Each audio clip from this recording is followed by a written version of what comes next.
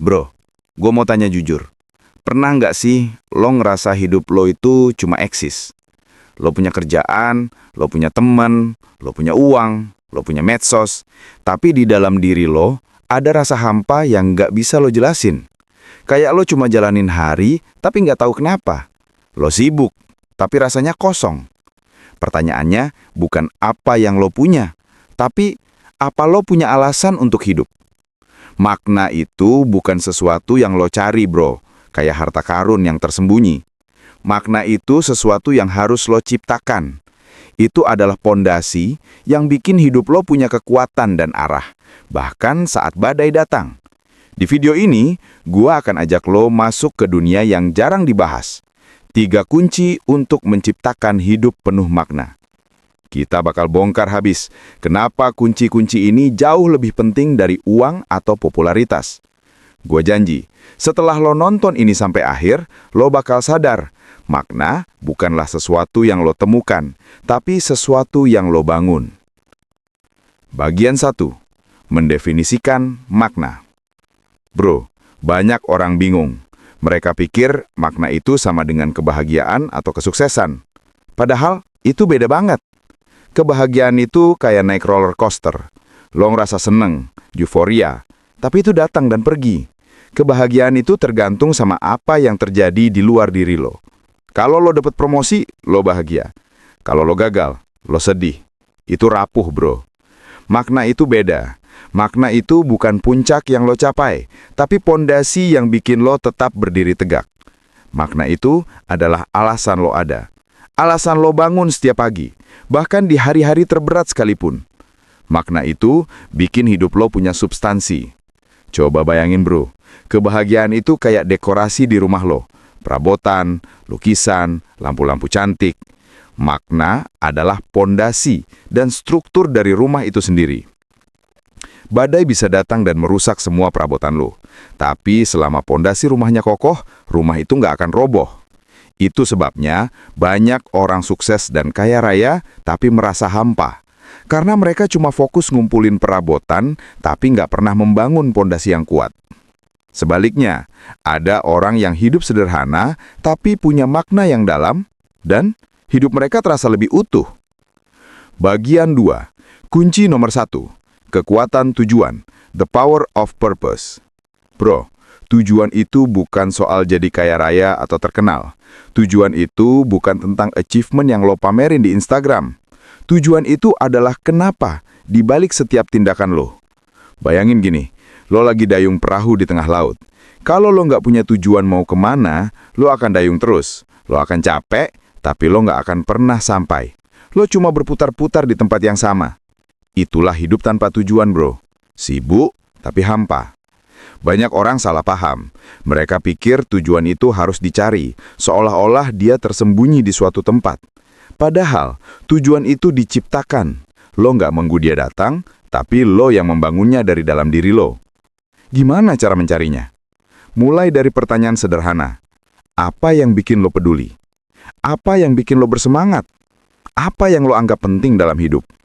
Bisa dari passion lo, nilai-nilai yang lo pegang teguh, atau bahkan masalah yang ingin lo selesaikan di dunia ini.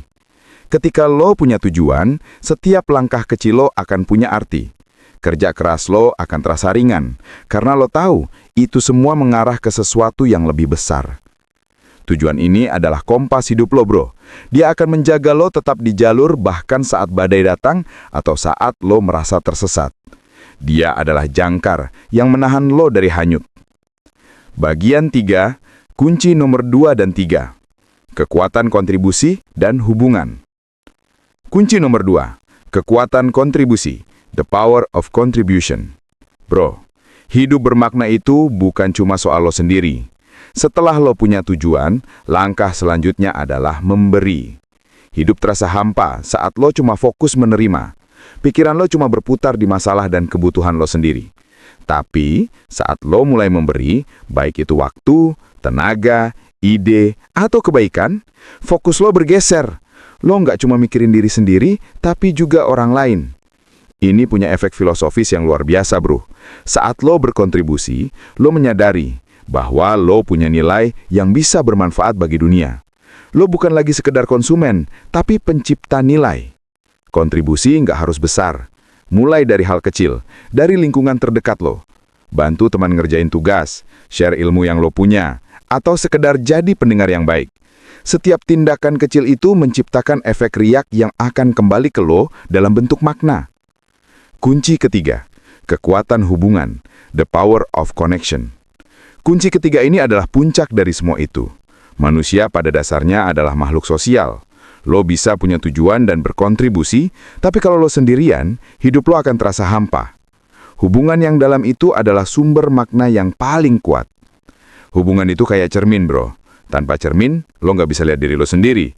Tanpa orang lain, lo nggak bisa benar-benar tahu siapa lo. Di era media sosial, kita punya banyak koneksi, tapi sedikit hubungan. Kita punya banyak kenalan, tapi sedikit teman sejati yang bisa lo andelin saat hidup terasa sulit. Membangun hubungan yang otentik, yang saling mendukung, dan yang penuh cinta adalah investasi terbaik lo. Ini bukan cuma soal punya orang lain, tapi soal punya tempat untuk pulang. Ini soal punya seseorang yang bisa lo ajak berbagi tujuan, yang bisa lo ajak berkontribusi, dan yang akan bikin hidup lo terasa utuh. Bagian 4. Salin keterkaitan 3 kunci. Bro, tujuan, kontribusi, dan hubungan itu nggak bisa berdiri sendiri.